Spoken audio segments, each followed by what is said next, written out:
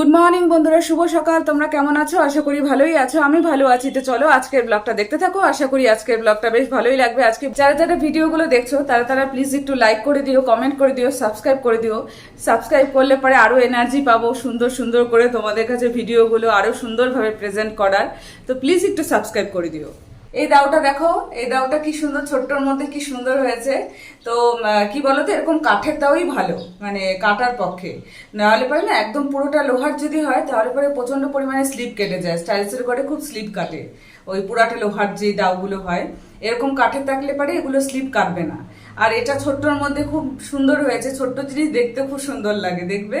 তো আমার তো খুব ভালো লেগেছে। তোমরা কমেন্ট করে বলো দাওটা কিরকম হয়েছে। সকালে চা খেয়ে কাজে লেগে পড়েছি, কারণ হচ্ছে সময় নষ্ট করলে চলবে না, কাজগুলো কমপ্লিট করতে হবে। আর গরমের দিনে না একটু কাজ করলেই দেখবে খুব পরিশ্রান্ত লাগে।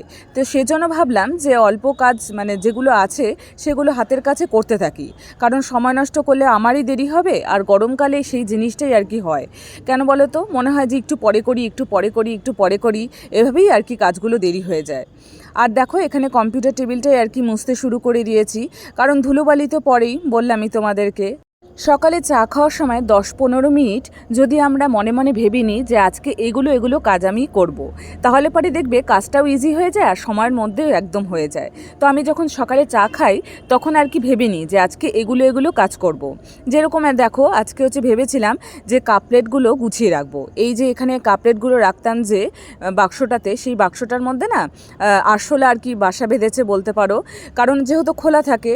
আর সেজন্য আর কি দেখো নতুন একটা বাক্সতে মুছে মুছে রাখছি, কারণ এগুলো তো কাচের জিনিস, খুব সাবধান মতন ব্যবহার করতে হয়। দেখতে কিন্তু খুব সুন্দর লাগে, কিন্তু খুব সাবধান মতো ব্যবহার করতে হয়, হাত থেকে পড়ে গেলেই গেল।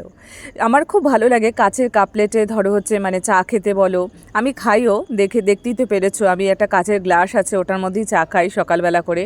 দেখতে খুব সুন্দর লাগে, খেতেও খুব ভালো লাগে, কিন্তু ওই যে পড়ে গেলেই আর কি গেল। তো সেজন্য আর কি সুন্দরভাবে গুছিয়ে রাখলাম, ভালো করে মুছেও রাখলাম। কেন বলো তো, যেহেতু আরশোলা দু একটা দেখতে পারলাম, তো সেজন্য ভালো করে একটা শুকনো ন্যাকড়া দিয়ে একটু জল নিয়েছি। শুকনো ন্যাকড়া মানে কি, একটু জলে ভেজে একদম শুকনো ন্যাকড়া নিয়ে ভালো করে মুছে সুন্দরভাবে তুলে রাখলাম। লোকজন আসলে ব্যবহার করা যাবে, তো লোকজন আসলেই ব্যবহার করা হয়, সেরকম প্রত্যেক দিন আমরা সেটা ইউজও করি না। তো দেখো এখন গ্যাস মোছা হয়ে গেল।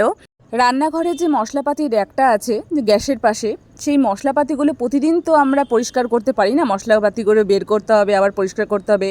তাই কি করি যে দুদিন পরই তেল কাজটা পড়ে, প্রচণ্ড পরিমাণে তেল কাজটা পড়ে, যেহেতু চিমনি নেই আরও বেশি বোঝা যায়। তো সেজন্য কি করি, দুদিন পরই আমি একটা শুকনো ন্যাকড়া দিয়ে ভালো করে মুছে নিই, তাহলে পরে দেখবে একবারে অনেক খাটনি পড়ে যায় না। আর যদি পড়তেই দেওয়া হয় তাহলে পরে একবারে অনেক খাটনি পড়ে যায়। রান্নাঘর গুছানো বলো, বেডরুম বলো, যে কোনো ঘর গুছানোর পেছনে একজন গৃহিণীর অনেক বড় অবদান আছে, আমি তো তাই মনে করি। আর অক্লান্ত পরিশ্রম আছে, তা না হলে সুন্দর হয় না। আজকে রান্নাবাড়িগুলো তোমাদের সাথে শেয়ার করে নিই, তো চলো এক এক করে দেখাই। এখানে দেখো ঝিঙা পোস্ত, ঝিঙা আলু দিয়ে পোস্ত। তো শরীর ঠান্ডা রাখে, ঝিঙেও শরীর ঠান্ডা রাখে, গরমের মধ্যে ঝিঙে খাওয়া ভালো, আর পোস্ত তো খাওয়া ভালোই। তো এটা হচ্ছে ঝিঙা পোস্ত হয়েছে, এদিকে ডাল হয়েছে, মসুর ডাল। আর এটা হচ্ছে ফলি মাছ, যে মাছে খুব কাটা বেশি সেই মাছ খেতেও ভালো লাগে। তো এটা হচ্ছে ফলি মাছ, বড়ি দিয়ে বেগুন দিয়ে হয়েছে।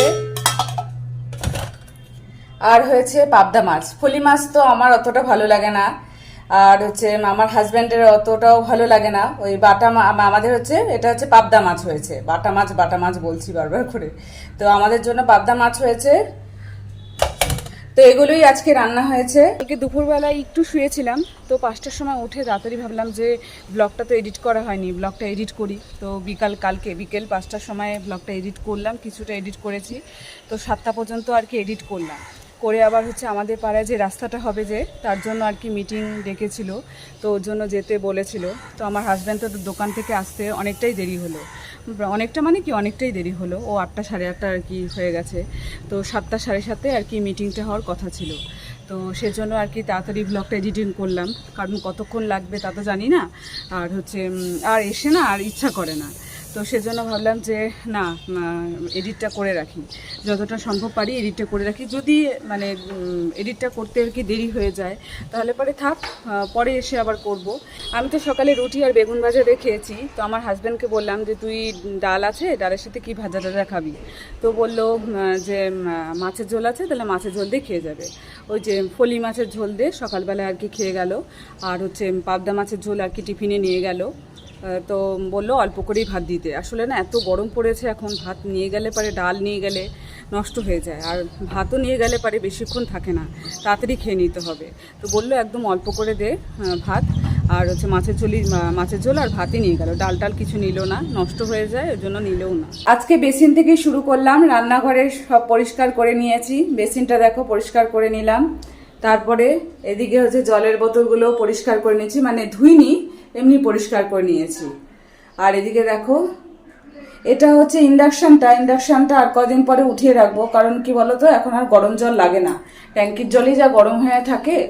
আর হচ্ছে প্রচণ্ড পরিমাণে গরম পড়ে গেছে বলতে পারো এখন।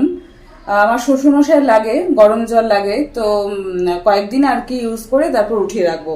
আসলে নিচে যেহেতু কম জায়গা থাকে না, সেহেতু উপরে বোতল বলো, আরো 2টা বোতল আছে, ওই বোতলগুলো তো খালি পড়ে আছে, জল ভর্তি করলে না খুব অসুবিধা হয় রাখার।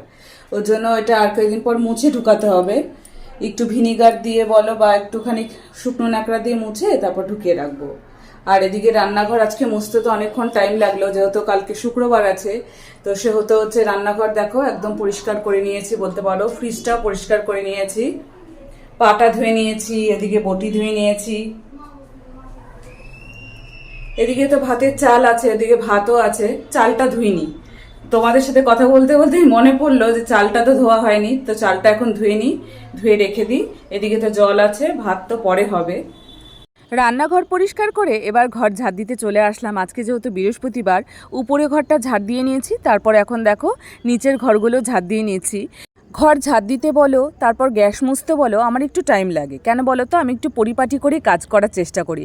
আমি মনে করি যে কোনো গৃহিণীরই পরিপাটি করে কাজটা করলে পারে, মানে সেই কাজটা যেন দ্বিতীয় কাউকে হাত না দিতে হয়, সেরকমভাবেই কাজটা করা উচিত।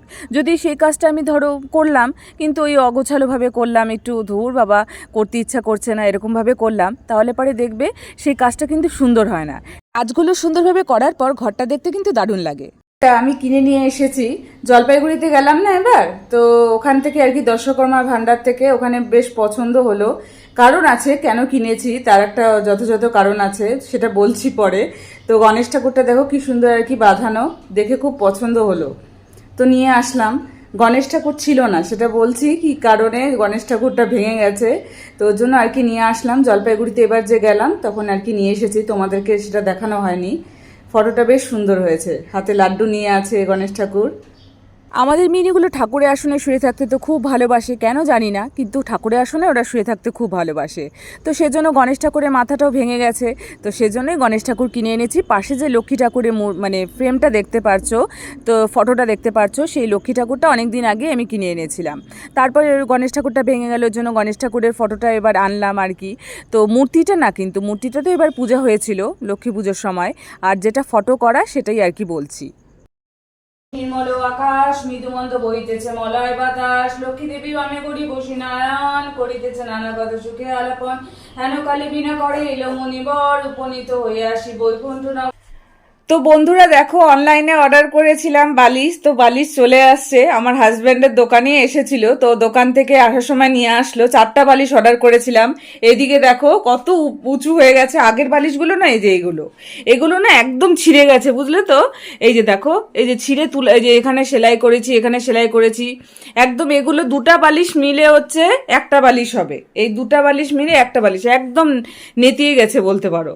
তো এই বালিশগুলো দেখতেও কিরকম লাগে, ওয়ার তো ভরানো নেই এখন, মানে আলমারিতেই কোনো জায়গায় রেখে দিব, কোন লোকজন আসলে ব্যবহার করা যাবে, ফেলে দিয়ে তো লাভ নেই, তো মানে ব্যবহার করা যাবে, 2টা বালিশ মিলে একটা বালিশ আর কি হবে। তো যাই হোক, এটা অনলাইন থেকে অর্ডার করা হয়েছে, জানি না কিরকম হবে। তো দেখে তো মনে হচ্ছে কি বলতো, ট্রেনে যেরকম বালিশ দেয় না, ওরকম আর কি হয়েছে। ট্রেনে যে মানে এসি কামরায় যে বালিশগুলো দেয় আর কি, এরকমই লাগছে দেখতে। তো জানি না কিরকম হবে, এখন শুভ মাথায় দিয়ে দেখি কিরকম লাগে। তবে নরম আছে বালিশগুলো। রাজধানী ট্রেনে দেয় না, হ্যাঁ রাজধানী কি এসি কামরায় তো এরকম বালিশ দেয়, সেটাই বললাম। এগুলো হচ্ছে হসপিটাল থেকে নিয়ে আসলাম, মরা মানুষের বালিশ। আমার হাজবেন্ড বলছে হসপিটাল থেকে নিয়ে আসলো মরা মানুষের বালিশ। তো অনলাইন থেকে, ফ্লিপকার্ট থেকে না, ফ্লিপকার্ট থেকে অর্ডার করেছিল। তো আমি জানি না কিরকম হবে, তো দেখি কয়েকদিন শুয়ে কিরকম আর কি, তাহলে পরে তোমাদেরকে বলবো যে কিরকম লাগছে শুতে আর কিরকম বালিশগুলো সেটাও বলবো। তো জানি না, এখনই আনলো, এখনই আমি বালিশের ওয়ার পরিয়ে একদম দেখো রেখে দিয়েছি। কতটা উঁচু হয়ে গেছে, আগে কতটা নিচু ছিল বালিশগুলো, এখন কতটা উঁচু হয়ে গেছে। গুড ইভিনিং বন্ধুরা। তো এখন হচ্ছে কটা বাজে বলো তো? এখন হচ্ছে 6:30টার মতো বাজে। তো ভেবেছিলাম কি 5টার সময় আসব, কিন্তু এমন ঘুম দিয়েছি যে 5টার জায়গায় 5:30 আর কি বেজে গেছে। তো এখন ঝটপট করে আর কি চলে আসলাম। কেন বলো তো এসেছি? পয়লা বৈশাখের বাজার করতে? না না, পয়লা বৈশাখ তো সামনেই চলে এসেছে, কিন্তু পয়লা বৈশাখের বাজার করতে আসিনি বন্ধুরা। এখন এসেছি বলো তো জলপাইগুড়িতে যাব, তো সেজন্য আমার বাবার যে ইলেকট্রিকের জিনিসপত্রগুলো কেনার জন্য এখানে এসেছি। প্রত্যেকবারই আসা হয়, তো এবারও এসেছি। তো ভাবছিলাম ভিডিও করব না, এত জ্যাম আর এত ভিড় না, মানে কি বলবো, খুব গরমও লাগছে আর এত ভিড়ে না আর দাঁড়াতে পারছি না। তো অল্প সংখ্যকই আর কি ভিডিও করলাম, ভিডিও না করব না তাই ভেবেছিলাম। তো যাই হোক, অল্পটুকুনি কি দেখো প্রচণ্ড পরিমাণেই ভিড় ছিল আজকে। আজকের ভিডিওটা আমি এখানেই শেষ করে দিচ্ছি। ভালো লাগলে অবশ্যই লাইক কমেন্ট সাবস্ক্রাইব করতে ভুলো না। পাশে থেকো, বড়দেরকে জানাই অনেক অনেক প্রণাম আর ছোটোদেরকে জানাই অনেক অনেক ভালোবাসা জানিয়ে আজকের ব্লগটা আমি এখানেই শেষ করে দিচ্ছি। কালকে আবার দেখা হবে নতুন দিনে নতুন সকালে। ততক্ষণ অবধি তোমরা সুস্থ থেকো, ভালো থেকো, গুড নাইট। তো এখন কি বলো তো, এটা হচ্ছে মা ভবানী কালী মন্দির। তো এখানে আমি যখনই আসি বিধান মার্কেটে তখন এই মায়ের মন্দিরে প্রণাম করেই যাই। কেন বলো তো, আমি খুব বিশ্বাস করি এই মা সত্যি আর কি জাগ্রত, কারণ আমি অনেক দিক থেকেই আর কি ফল পেয়েছি, আর ফল না পেলেও প্রণাম করতাম।